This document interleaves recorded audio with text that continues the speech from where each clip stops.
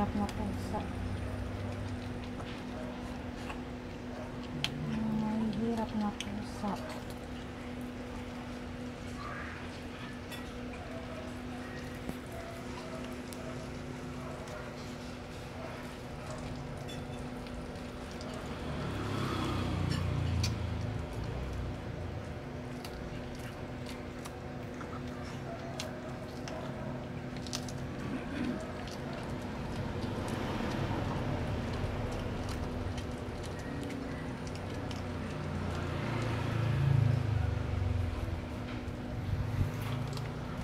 Kinakain nila yung tinik ng isda. Ayan.